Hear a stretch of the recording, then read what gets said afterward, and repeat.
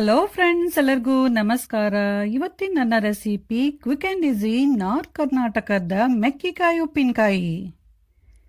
ಈ ಮೆಕ್ಕಿಕಾಯಿ ಉಪ್ಪಿನಕಾಯಿಯನ್ನು 10ರಿಂದ 15 ದಿನಗಳವರೆಗೆ ಸ್ಟೋರ್ ಮಾಡಿಟ್ಕೊಂಡು ಯೂಸ್ ಮಾಡಬಹುದು. ಇದನ್ನು ನಾವು ಹೆಚ್ಚಾಗಿ ಜೋಳದ ರೊಟ್ಟಿ ಜೊತೆ ತಿಂತೇವೆ. ಇದು ಚಪಾತಿ ಮತ್ತು ಅನ್ನ ಜೊತೆ ಕೂಡ ತಿನ್ನಲು ತುಂಬ ಚೆನ್ನಾಗಿರುತ್ತದೆ.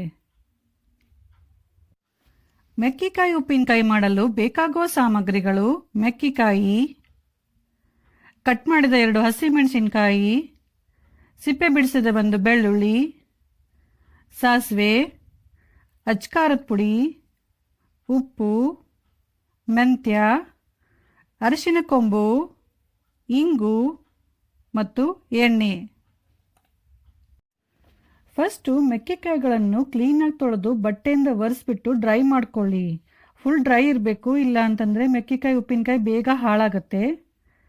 ಆಮೇಲೆ ಈ ಥರ ತೆಳ್ಳಕ್ಕೆ ಉದ್ದಕ್ಕೆ ಕಟ್ ಮಾಡಿಟ್ಕೊಳ್ಳಿ. ನೆಕ್ಸ್ಟ್ ಇವಾಗ ಉಪ್ಪಿನಕಾಯಿಗೆ ಹಾಕಲು ಮಸಾಲೆ ರೆಡಿ ಮಾಡ್ಕೊಳ್ಳೋಣ. ಅದಕ್ಕೆ ಒಂದು ಕಡಾಯಿ ಬಿಸಿ ಮಾಡಲಿಡಿ. ಅದರಲ್ಲಿ 1 ಸ್ಪೂನ್ ಎಣ್ಣೆ ಹಾಕಿ. ಎಣ್ಣೆ ಬಿಸಿ ಆದಮೇಲೆ ಮೆಂತ್ಯ ಹಾಕಿ. ಮೆಂತ್ಯನ ಸ್ವಲ್ಪ ಎಣ್ಣೆಯಲ್ಲಿ ಮಿಕ್ಸ್ ಮಾಡಿ ನಂತರ ಅರಿಶಿನ ಕೊಂಬುಗಳನ್ನು ಈ ಥರ ಸಣ್ಣದಾಗಿ ಕಟ್ ಮಾಡಿ ಹಾಕಿ. ಮೆಂತ್ಯ ಮತ್ತು ಅರಿಶಿನ ಕೊಂಬುಗಳನ್ನು ಎರಡೂ ಚೆನ್ನಾಗಿ ಗರಿ ಆಗುವವರೆಗೂ ಹುರಿಯಿರಿ. ಗ್ಯಾಸ್ ಸಿಮ್ಮಲ್ಲಿ ಇಟ್ಬಿಟ್ಟು ಎರಡು ಚೆನ್ನಾಗಿ ಗರಿ ಆಗುವವರೆಗೂ ಹುರಿಬೇಕು. ಮೆಂತ್ಯ ಮತ್ತು ಅರಿಶಿನ ಕೊಂಬು ಚೆನ್ನಾಗಿ ಹುರಿದ ಮೇಲೆ ಕೊನೆಯಲ್ಲಿ ಹಿಂಗ ಹಾಕಿ ಗ್ಯಾಸ್ ಆಫ್ ಮಾಡಿ. ಆಮೇಲೆ ಅದನ್ನು ಕಲ್ಲಲ್ಲಿ ಹಾಕಿ ಈ ಥರ ಸಣ್ಣಂಗೆ ಅರಿಬೇಕು. ಅಂದರೆ ಫುಲ್ ನೈಸಾಗಿ ಪುಡಿ ಮಾಡ್ಕೋಬೇಕು. ನೀವು ಬೇಕಿದ್ರೆ ಮಿಕ್ಸಿಯಲ್ಲಿ ಕೂಡ ಹಾಕಿ ಪುಡಿ ಮಾಡ್ಕೋಬಹುದು. ಗರಿಯಾಗಿ ಹುರಿದಿರೋದ್ರಿಂದ ಬೇಗ ಪುಡಿ ಆಗುತ್ತೆ, ತುಂಬ ಟೈಮ್ ಏನಾಗಲ್ಲ. ನೋಡಿ, 2 ನಿಮಿಷದಲ್ಲೇ ಇದು ನೈಸಾಗಿ ಪೌಡ್ರ್ ಆಯಿತು. ಇವಾಗ ಇದು ನಾನೊಂದು ಬಟ್ಲಲ್ಲಿ ತೆಗೆದಿಟ್ಕೋತಾ ಇದ್ದೀನಿ.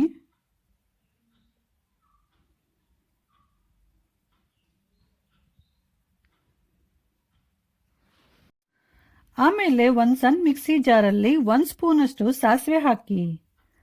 ಸಾಸಿವೆನ ಸ್ವಲ್ಪ ತರಿಯಾಗಿ ಪುಡಿ ಮಾಡಿಕೊಂಡು ಆ ಪುಡಿನ ಒಂದು ಬಟ್ಲಲ್ಲಿ ಹಾಕಿ ಸೈಡಲ್ಲಿ ಎತ್ತಿಡಿ.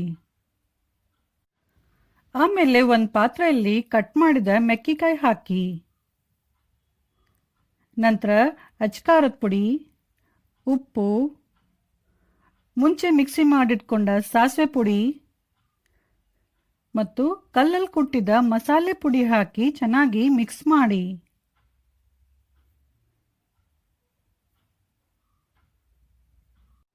ಆಮೇಲೆ ಎಣ್ಣೆ, ಬೆಳ್ಳುಳ್ಳಿ ಮತ್ತು ಕಟ್ ಮಾಡಿದ ಹಸಿಮೆಣಸಿನಕಾಯಿ ಹಾಕಿ ಚೆನ್ನಾಗಿ ಮಿಕ್ಸ್ ಮಾಡಿ. ನಂತರ ಉಪ್ಪಿನಕಾಯಿ ರಸನ ಸ್ವಲ್ಪ ಟೇಸ್ಟ್ ಮಾಡಿ ನೋಡಿ. ಉಪ್ಪು ಅಥವಾ ಖಾರ ಏನಾದರೂ ಕಮ್ಮಿ ಅನಿಸಿದ್ರೆ ಹಾಕಿಬಿಟ್ಟು ಮತ್ತೆ ಚೆನ್ನಾಗಿ ಮಿಕ್ಸ್ ಮಾಡಿ. ಸೊ ಫ್ರೆಂಡ್ಸ್, ಈಗ ಮೆಕ್ಕಿಕಾಯಿ ಉಪ್ಪಿನಕಾಯಿ ರೆಡಿಯಾಗಿದೆ.